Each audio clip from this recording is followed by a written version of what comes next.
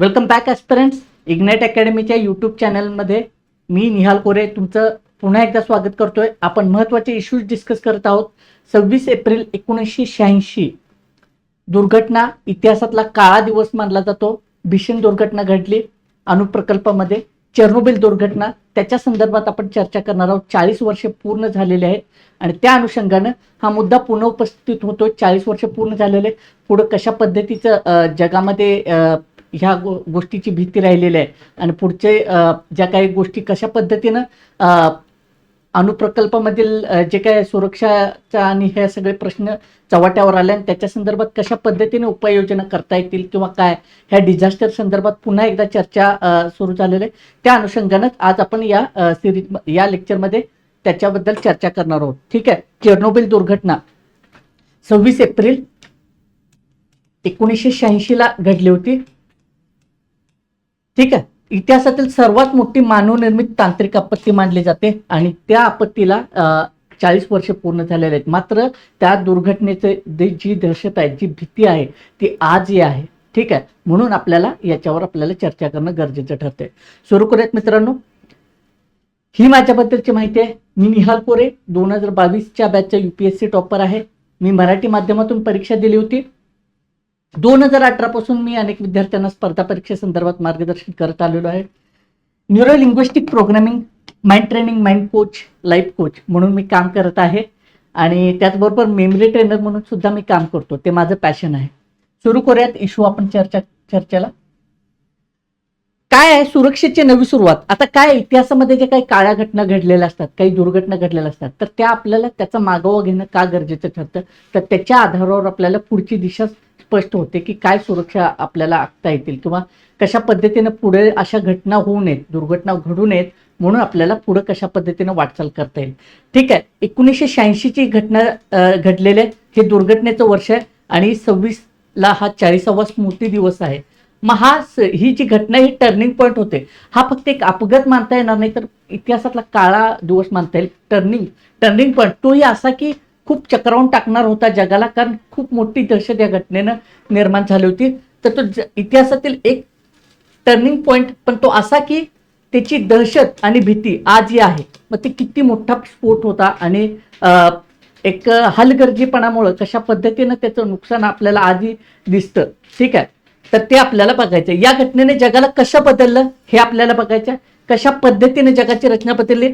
जागतिक सुरक्षा मानकांमध्ये आमूलाग्र बदल घडला. एखादी घटना घडते आणि माणसाच्या जे काय पुढची वाटचाल आहे ती बदलून जाते. तर तशा पद्धतीनं ह्या घटनेनंतर काय झालेलं आहे, अणुसुरक्षा मानकामध्ये आमूलाग्र बदल घडलेला आहे. आंतरराष्ट्रीय कायद्यामध्ये काही पारदर्शकतेमध्ये नवीन नियम आलेले आहेत. पारदर्शकतेसाठी राजकीय प्रभाव काय झाला बघा. इथून थोडीशी सोव्हिएत युनियनचे जे काय आहे ते पतनाची सुरुवात झालेली आहे USSRची, असं आपल्याला दिसून येतं.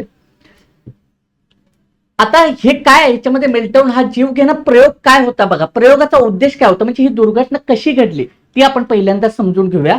हे बघा काय होतं की हा जो प्लांट चालू ठेवायचा आहे, मग आता हे चालू ठेवत असताना वीज खंडित झाल्यानंतर सुद्धा टर्बाईन कुलिंग जे आहेत त्या ह्याच्या प्लांटमधले, ते पंपांना ऊर्जा देऊ शकतात काय, हे तपासण्याची सुरक्षा चाचणी करायची होती. आणि त्याच्यामध्ये काय झालेलं आहे की पुढं काय झालं, गंभीर चुका. आता याच्यामध्ये काय होतं की ह्या डिझाईनमध्ये काही दोष होते आणि त्या दोषांमुळे काय झालेलं आहे, हा स्फोट घडून आलेला आहे.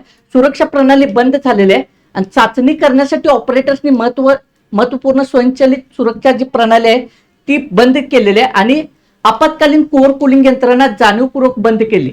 मात्र काय झालेलं आहे त्याच्यामध्ये, हा जो काही रिएक्टर, हे डायग्राम बघू शकताय तुम्ही.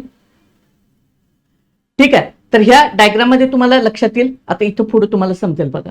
मग याच्यामध्ये काय झालेलं आहे, त्याच्यामध्ये जे काय वर जे झाकण लागतं त्याचं प्रॉपर नसल्यामुळं काय झालेलं आहे, इथं स्फोट झालेला आहे. हे बघा, अचानक ऊर्जेत प्रचंड वाढ झाल्यामुळं इंधनाच्या रॉड्स छिन्न झाल्या आणि त्याच्यामध्ये काय झालं, मोठा स्फोट घडून आला. सुरुवातीला एकदम 2 महाभयंकर स्फोट घडून आले. अतिउष्ण इंजिन आणि कुलिंग वॉटर यांच्या संपर्कामुळे 2 स्फोट झाले. रिॲक्टरचे 1000 टनांचे झाकण उडून गेले. म्हणजे 1000 टनाचं झाकण उडून जाते म्हणजे किती मोठा स्फोट भीषण आहे बघा. समजून घ्या तीव्रता काय आहे. लक्षात येते का. 10 ची आग होती, म्हणजे इतकं मोठ्या प्रमाणात आग लागली होती, 10 दिवस जळत होते. वातावरणामध्ये किरणोत्सारी पदार्थ तिथं मोठ्या प्रमाणात बाहेर पडले होते, हजार्डस सबस्टन्सेस बाहेर पडले होते आणि ते प्रचंड प्रमाणात जे आहे ते उत्सर्जन झालेलं दिसून येते. आता नेमकं काय माहितीये का याच्यात आपल्याला काय, हे डिझास्टर मॅनेजमेंटच्या दृष्टिकोनातून महत्वाचं आहे. थोडीशी टेक्निकॅलिटीज आपल्याला याच्यामध्ये समजून घ्यायचे. RBMK रिएक्टर मधील तांत्रिक त्रुटी त्या विनाशाला कारणीभूत ठरलेल्या आहेत. लक्षात येते का? आता हे रशियन मॉडेलचं रिएक्टर आहे, याच्यामध्ये काय ग्राफाईट बेस्ड आहे, ठीक आहे, आणि लाईट वॉटर आहे. आता ग्राफाईट काय करतं याच्यामध्ये हे समजून घ्या थोडंसं. ग्राफाईटचं ह्याच्यामध्ये रोल हा आहे, मॉडरेटर म्हणून काम करतं. म्हणजे काय, ते रिएक्शनला संतुलित ठेवण्याचं काम करतं, कंट्रोल ठेवतं त्या रिएक्शनवर, आणि रिएक्शन कंटिन्यू चालू राहते, त्यामुळे ऊर्जेचा पुरवठा कायम चालू राहतं. लक्षात येते? आणि वॉटर जे आहे ती काय करतं, कूलंट म्हणून काम करते याच्यामध्ये. लक्षात येते का? आणि याच्यामध्ये काय वापरलं जातं, युरेनियम 235 हे फ्युएल म्हणून काम करतं ह्याच्यामध्ये फ्युएल जे आहे ते युरेनियम 235 असं वापरलं जातं. आता हे काम कशावर करत होतं, न्यूक्लिअर फ्युजन. आपल्याला माहिती आहे न्यूक्लिअर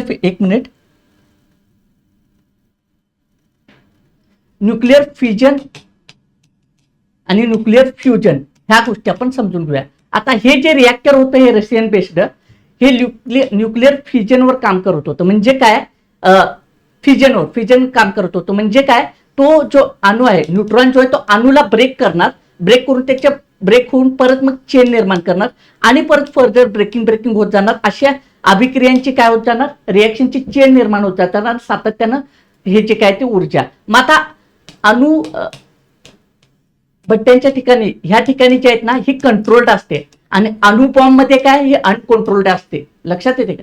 हे दोन मुद्दे समजून घ्या. इथं मग कंट्रोल्ड स्वरूपात वापरले जाते. आता मोठ्या प्रमाणावर ऊर्जा याच्यामध्ये मुक्त होत असते.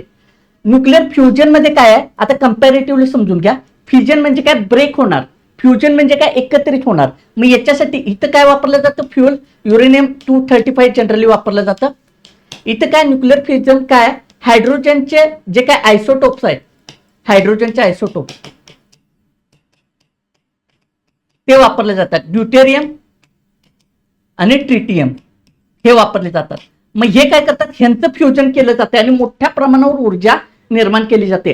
तुलनेमध्ये याची ऊर्जा जी आहे ती जास्त दिसून येते. आता याचा अजून म्हणजे कमर्शियल किंवा वापर आता याचा दिसून येत नाही, याचा वापर आपल्याला सार्वत्रिक दिसून येतो. लक्षात येते का? तर अशा पद्धतीने न्यूक्लिअर फ्युजन आणि न्यूक्लिअर फ्युजन ही टेक्निकॅलिटी आपल्याला या याच्यातून समजून घेणं गरजेचे ठरते. प्रीसाठी इम्पॉर्टंट फॅक्ट आहे. लक्षात येते का? बघूयात आपण. तर अशा पद्धतीने ते आहे. आता याच्यामध्ये काय होतं, पॉझिटिव्ह वॉइड कोइफिशियंट जो आहे ते काय करतो, पाण्याचं बाष्प वाढते आणि रिएक्टिव्हिटी वाढते, आणि त्यामुळे काय होते, रनवे लूपची काय झाली, अनियंत्रित साखळी तयार झाली. लक्षात येते का? मग अनियंत्रित साखळी तयार झाली आणि ती अनकंट्रोल्ड झालं पूर्ण.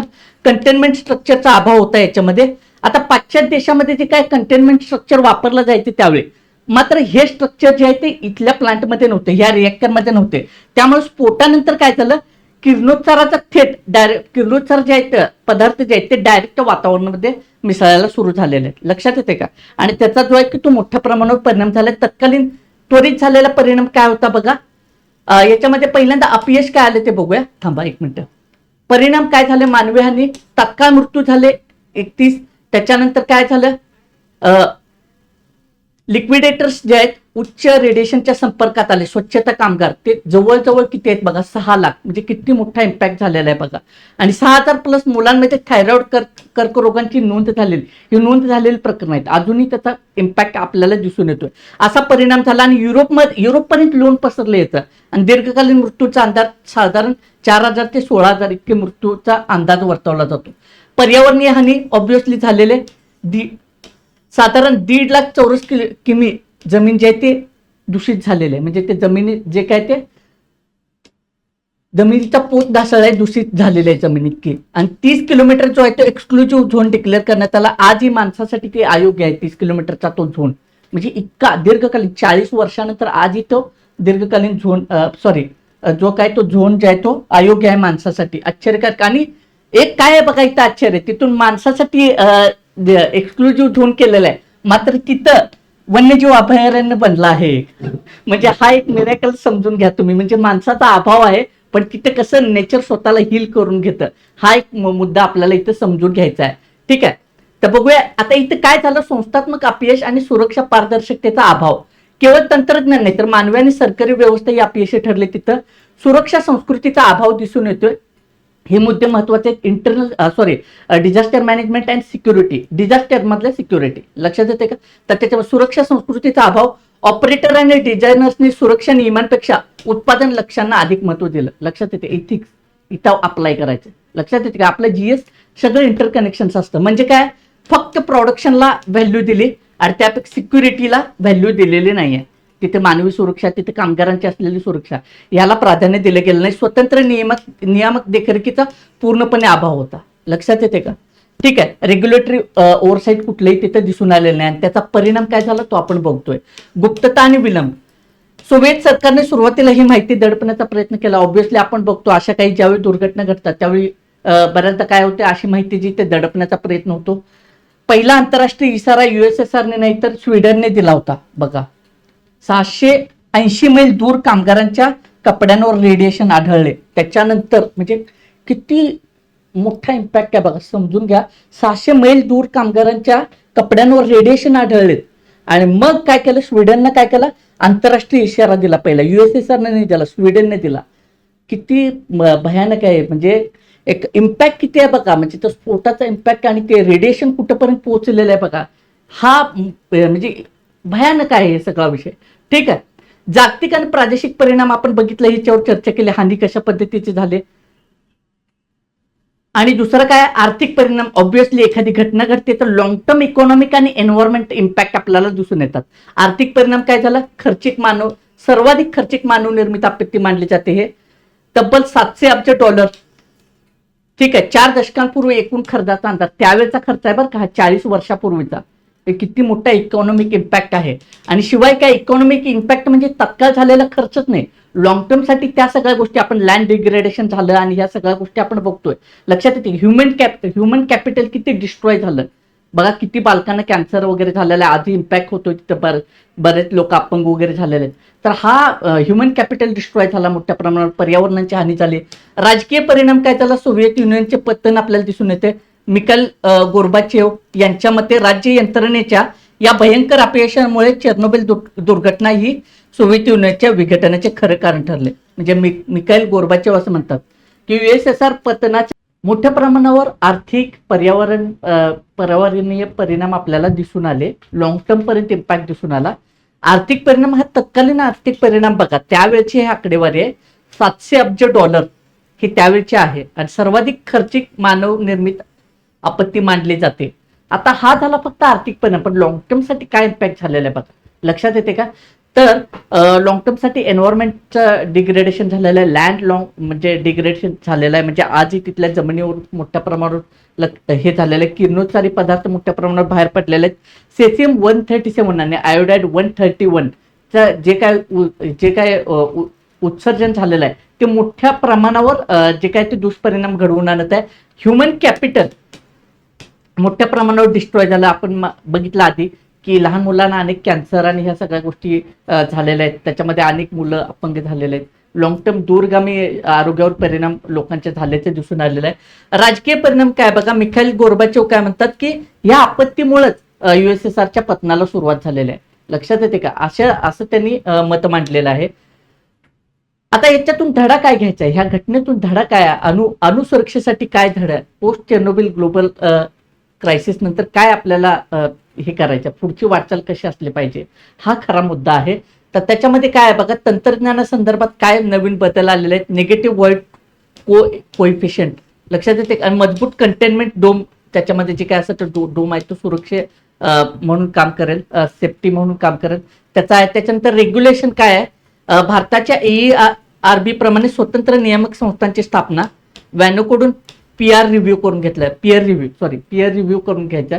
म्हणजे रिव्ह्यू मागे आपण बघितले की मागचे कुठलेही रिव्ह्यू सिस्टम आणि हे नव्हतं, तपाईँचं त्याच्यामध्ये निकष नव्हते, पण आता ते दिसून येते. आंतरराष्ट्रीय कायदा काय, तात्काळ जागतिक पारदर्शकतेसाठी IAEA convention on early notification 1986 ची निर्मिती झाली, लगेच तात्काळ झालेलं आहे बघा 1986 ला ही निर्मिती झालेलं आहे. आणि आपत्कालीन प्रतिसाद म्हणून काय आपल्याला करायचं, पॅसिव्ह सेफ्टी सिस्टम, म्हणजे लक्षात येते काय, ज्यांना संकटाच्या वेळी मानवी हस्तक्षेपाची गरज नसते, इकडं हे आपल्याला कल दिलंय, म्हणजे ह्या यंत्रणा आणलेल्या आहेत. म्हणजे ह्या डिझास्टर नंतर काय व्यवस्था बदलली ते ह्या चार्टमधून आपण समजून घेतलेलं. या दुर्घटनेने जागतिक अणुप्रकल्पाच्या कार्यपद्धतीत कायमस्वरूपी बदल केलेले आहेत ऑब्व्हियसली, कारण हा धडा दिलेला आहे जगाला आणि त्याच्यातून पुढे आपल्याला हे करायचं. मात्र आधी काही चॅलेंजेस आहेत, म्हणजे ही सद्यस्थिती आणि भविष्यातील चिंता सुद्धा आहे. लक्षात येते का, हे प्रकल्प चिंता करतात बऱ्याचदा, की सेफ्टी नसेल तर मग बऱ्याच गोष्टी आपल्याला सामोरं. आणि 40 वर्षानंतर हा चेर्नोबिलचा धोका आजही पूर्णपणे टळलेला नाही आहे. आता ही जे काय न्यू सेफ कन्फाइनमेंट 2018 मध्ये पूर्ण झालेली ही महाकाय कमान आहे बघा, मासिव आर्च आहे. ही किरणोत्सारी गळती रोखण्यासाठी मूळ सर्कोफॅगस ला झाकून टाकलेलं आहे, म्हणजे हे पूर्ण असं ह्याला कवच केलेलं आहे. म्हणजे किरणोत्सार बाहेर होऊ नये याच्यासाठी ही प्रिकॉशन घेतलेलं आहे. मात्र नवीन धोका काय, रशिया युक्रेन संघर्ष आहे. या परिसराची सुरक्षा आणि देखभालीबद्दल पुन्हा एकदा गंभीर चर्चा निर्माण करत. आता बघा, एखादं वॉर सिच्युएशन, वॉरलाईक सिच्युएशन होते, त्याच्यावेळी बऱ्याचदा काय केलं जातं, असे प्रोजेक्ट टार्गेट केले जातात एनिमी कंट्रीज करून. मग अशा युद्धाच्या पार्श्वभूमीवर हे कायम तणाव आहे आणि ह्याच्यामध्ये ह्याच्या देखभाली संदर्भात पुन्हा पुन्हा चिंता निर्माण केली जाते. आता इथे कोट आहे बघा, इतिहास आपल्याला शिकवतो की तंत्रज्ञान आणि मानवी चुकाचा संगम किती विनाशकारी असू शकतो. लक्षात येते, एसए साठी हा फॉर्डर पॉईंट आहे आणि अशा पद्धतीने आपल्याला पॉईंट्स लिहिले तर आपल्याला किंवा एक कन्क्लुजन मध्ये तुम्ही लिहू शकता, ठीक आहे, आन्सरमध्ये. तर 40 वर्षानंतर हा पूर्णपणे धोका टळला नाही, चॅलेंजेस राहतील. मग मात्र आपल्याला पुढे वाटचाल चालू करायची आहे, त्याच्या काय जे काही प्रिकॉशन्स आहेत, ज्या काही सेफ्टी मेजर्स आहेत, ठीक आहे. आणि एथिकल प्रॅक्टिस, मी मगाशी काय बोललो की प्रोडक्शनवर भर जास्त दिला जात होता सुरुवातीच्या काळात. सुरक्षा, मानवी सुरक्षा याचा विचार न करता फक्त प्रोडक्शन चाललं पाहिजे याचा विचार केला जात होता. पण आता तसं न करता थोडंसं आपल्याला बदलावं लागेल, ठीक आहे. सुरक्षेचा, मानवी सुरक्षेचं प्राधान्य आणि सगळ्यात महत्वाचं म्हणजे पर्यावरणाच्या पण मोठ्या प्रमाणावर हानी होते. हे सगळे विकास प्रकल्प राबवत असताना, ठीक आहे, आपल्याला मान्य आहे माणसाला वीज पाहिजे, ह्या सगळ्या गोष्टी पाहिजेत. मात्र हे करत असताना शाश्वत विकासासाठी आपण कशा पद्धतीने काम करणार आहोत, पर्यावरणाचं संरक्षण आपण कसं करणार आहोत, आपली बालके, वृद्ध, त्याचबरोबर हे सगळं आपला जनसमुदाय आहे, माणसासाठी तंत्रज्ञान निर्माण करत असताना माणसाची काळजी घेणार आहोत की नाही, पर्यावरणाची काळजी घेणार आहोत की नाही, हा खरा प्रश्न आहे. कारण हा शाश्वत विकासासाठी खूप महत्वाचा मुद्दा आहे. म्हणून ह्या घटनेतून आपण काय शिकणार आहोत, तर दीर्घकालीन उपाययोजना आपल्याला कराव्या लागतील, सुरक्षेचा प्राधान्याने विचार करावा लागेल. कारण तंत्रज्ञान आहे, तंत्रज्ञानामध्ये जे काही बाकीच्या गोष्टी, फायदे तोटे दोन्ही गोष्टी असतात, तर ते तोटे कमीत कमी कसे करून जास्त फायदा आपल्याला तंत्रज्ञानाचा कसा घेता येईल याच्यासाठी आपल्याला प्रयत्न करावे लागतील. आय थिंक असे वेगवेगळे इश्यू आम्ही कंटिन्यू घेत असतो. तुम्ही हे लेक्चर सिरीज शेअर करा इतर विद्यार्थ्यांच्यापर्यंत. जर तुम्हाला लेक्चर आवडला असेल तर लाईक, शेअर आणि सबस्क्राईब करायला विसरू नका. अशीच सिरीज कंटिन्यू चालू राहणार आहे. तुम्ही इग्नाइट अकॅडमीच्या यूट्यूब चॅनलला नक्की सबस्क्राईब करा. धन्यवाद.